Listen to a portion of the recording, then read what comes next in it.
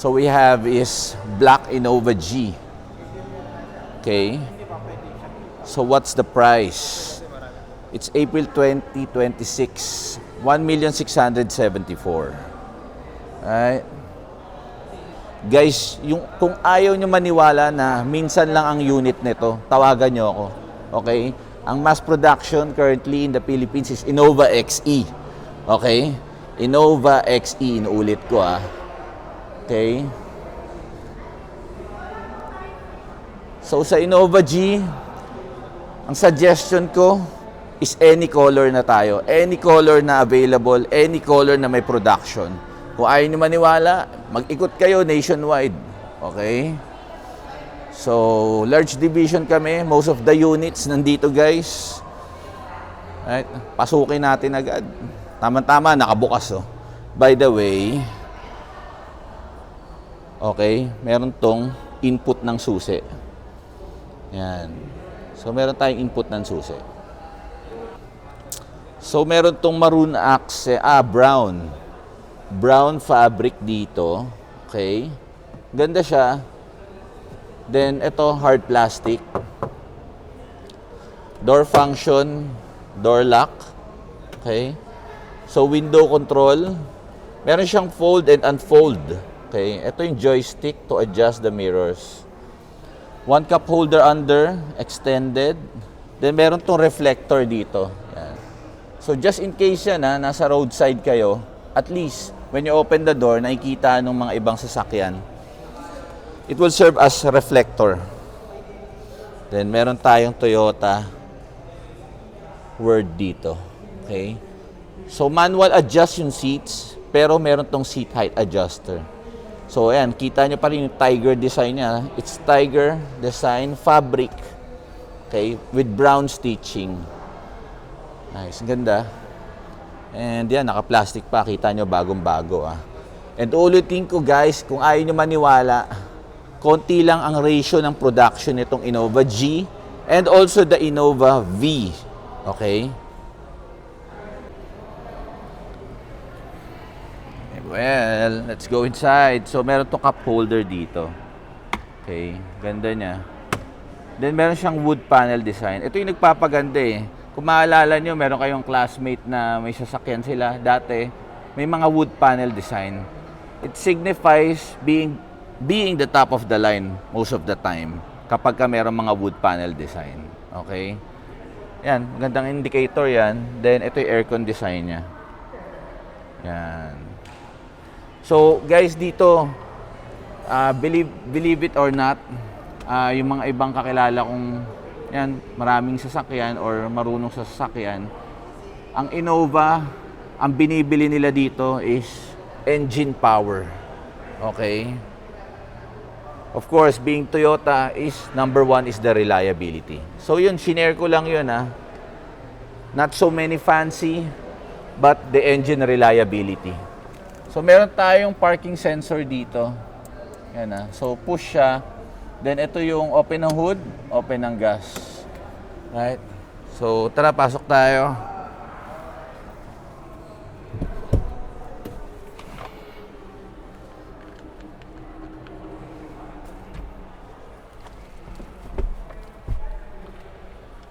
So, yeah.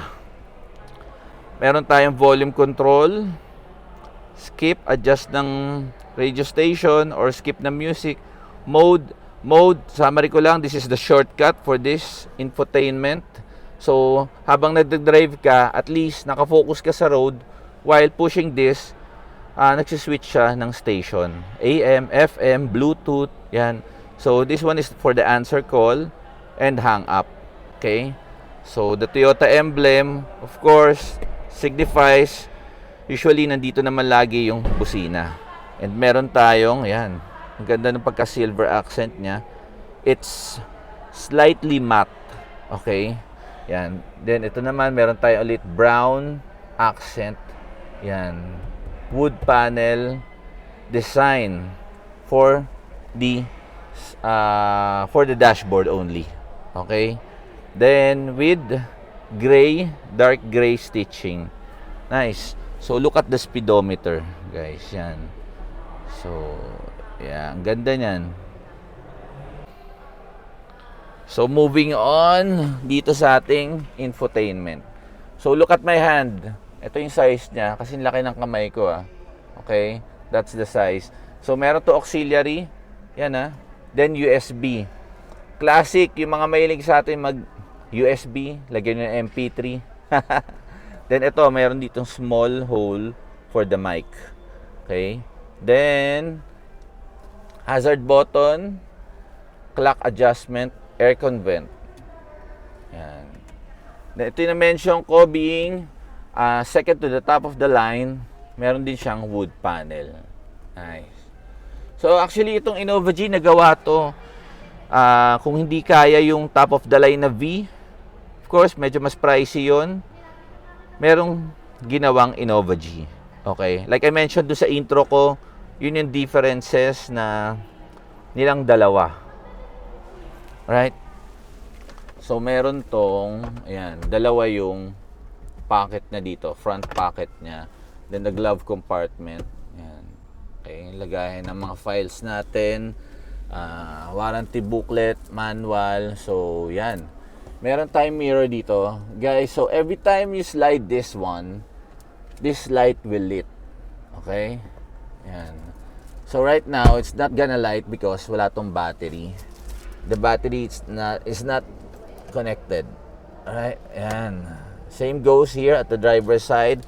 By the way, dito wala tayong handle dito guys Okay, remind ko lang. But every door dito sa apat na door natin, and even at the third row, merong mga handle. Okay? So, yan. Door function. This one signifies kapag ka merong, this light will lit kapag ka may naka-open na door. Okay? Alam na yan ang karamihan. Then this one, ito yung pang light natin. So, left or right. Yan. This one is lit. Papailawin mo lang talaga siyang dalawa. Okay? I have to apologize. This one, hindi ko alam. Oh, I think it's the dimmer. Okay? So, lagay ng sunglasses natin. Then, meron tayong mirror dito. So, it's manual Ayan Okay? And, meron na tong dashcam, guys. Okay? See the dashcam? Nice. It can be integrated sa phone mo, okay? Just to collect all the footages. Then going back at dito sa center console natin, so meron tayong option dito for the eco para mas magtipid to sa gas yung unit natin. The traction button, of course. Then the power mode. Okay? And ito yung design ng ating shift knob. So guys, currently the shift knob is not yet installed because aminin ko sa inyo, minsan may nagdanakaw nito sa showroom. Alright? Park, reverse, neutral, then meron tayong plus minus. Yan. And, guys, wala tong paddle shifter but meron kang plus minus. Very ideal for uphill. Yan. Okay? Or just in case na miss nyo yung mag plus minus. Manual transmission. And by the way, guys, this is not push start button. Okay? Nakita nyo yung susian. So, may mga clients tayo, mas prefer nila yung ganyan versus the push button. Okay? And one cup holder here. Right? The classic handbrake. The best pa rin to para sa akin. Ang ganda Just grab habang nakafocus ka sa road. Grab and brake. So, meron tayong center pocket. Nice, ang ganda. Ito yung kamay ko So, this is the size. Yan. Para at least ma-visualize nyo. Then, meron tayong ditong lagayan. I think, baka kasya yung phone dito. Then, yan. Meron lang siyang panel. So, going back dito sa seats, ganda. It's tiger stripe design. And this guys is dark brown, Alright. Oy. Then, and we're heading onto the second row. So, design na second row niya, same with this fabric design, color brown, hard plastic, and this one glossy piano black. Door function, window control with silver accent here. Nice. And one big cup holder. Kasya yata dito yung large na McDonald's drink. Then extended. Then again, the tiger stripe design and brown, dark brown. And meron tayong retractable na armrest. Yan. Wala siyang, meron tong retractable na cup holder. Very convenient. Ganda. With 3 headrest. So guys, meron dito ambient light. Same goes sa top of the line na Innova.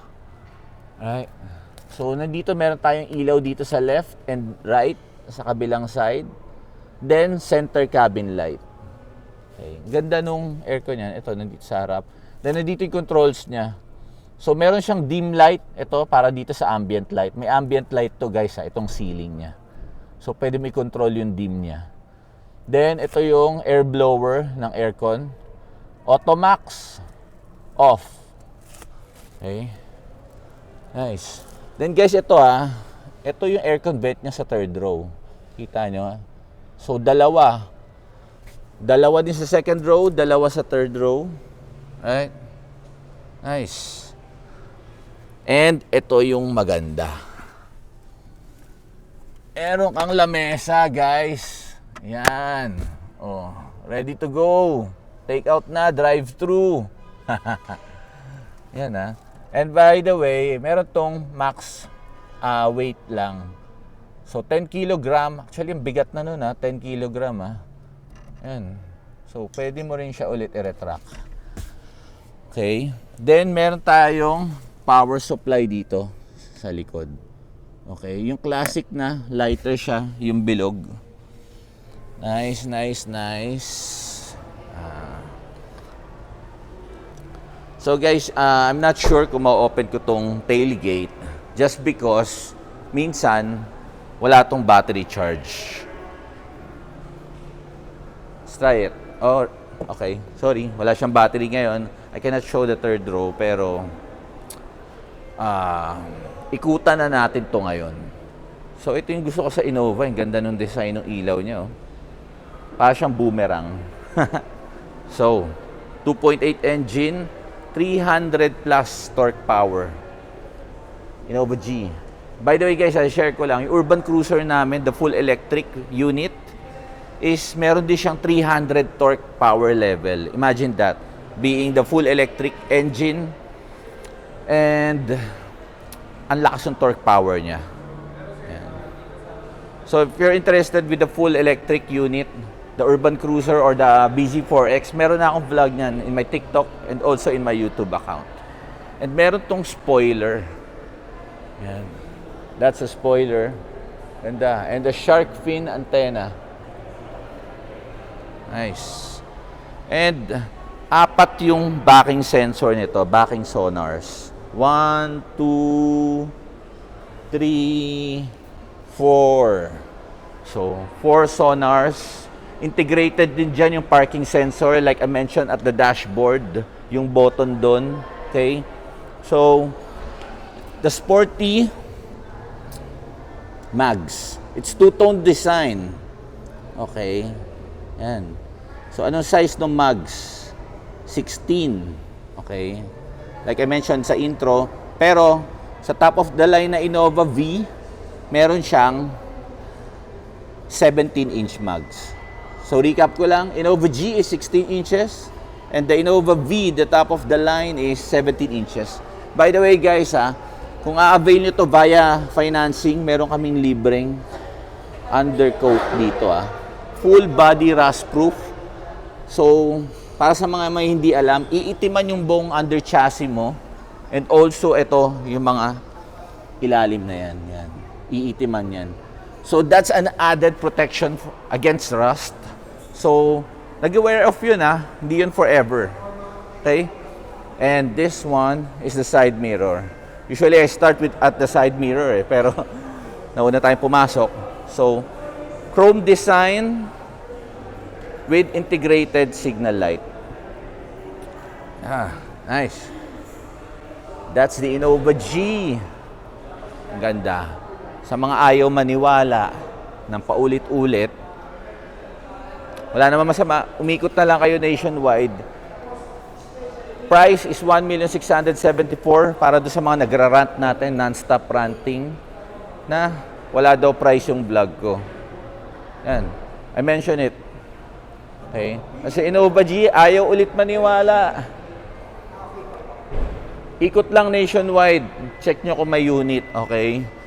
Inuulit ko lang, the mass production is the Innova XE. Okay? In my opinion, nagawa yung Innova XE para pumasok dun sa sweldo ng mga tao. Okay? So of course, low down ang target lagi madalas sa inquiry. Nagawa ang Innova XE para sa sweldo, just in case sa in-house financing. Dahil ito, this one is 1,676,000 with additional 15,000 if white pearl. Alright? Nakapangalawang ikot na ako. Forgot to mention this. So this is the design of the headlight. Nice. So this one is halogen. Ang naka-LED is the Innova V, top of the line. So the signal light. And also the fog lights. Ayan. Like I mentioned yung Innova XE, wala yung fog light and hindi rin yung naka-mugs. Yan. Nice. Actually, nagustuhan ng tao dito sa Innova is the affordability at 2.8 engine. Imagine that. Mag-ikot kayo sa ibang brand. Hanapin nyo kung may merong mura na 2.8 engine. Right. Locally assembled para hindi tayo ma-burden sa tax. And, forgot to mention this. Meron tong line dito na chrome Para siyang Fortuner LTD. Imagine, the Fortuner LTD is 2.3, 2.4. But this one, meron tong lining. Just added elegance dito sa Innova G. Okay? Sobrang rare magkaroon nito, kaya binlog ko agad. And that's it. Meron tayong trade-in. Just to remind you again, it's for appointment. It's by appointment, guys, Dahil baka nga mamaya wala dito yung appraisers namin. Pwede kayo mag-trade in. Most of the brands tinatanggap namin, pero not all the brands. Just to be clear with that. And transfer approval. Baka meron nga approval kahit sa ibang brand. Pwede may transfer dito. Tawag lang anytime. Reach my TikTok, Facebook, and this YouTube account. Okay? Ano pa ba? Yun na nga, uulit-ulitin ko across this vlog. Konti lang ang unit ng Innova G and Innova V. Okay? Mass production in the Philippines is Innova XE. Yan, para akong sirang plaka paulit-ulit para maniwala kayo. And that's it, guys. Visit my TikTok, YouTube, and Facebook. Ito na nga ulit yung mga kalbo, guys. Nep, kalbo, Mark, kalbo, Madam Susie, hindi siya kalbo. Kuya Wilson, ay mahilig pala sa kalbo daw, sabi ni Ma'am Susie. Si Kuya Wilson, kalbo ba? Ayun, okay. Dilim Ako mabagal yung tubo ko dito sa ibabaw Kaya, yan.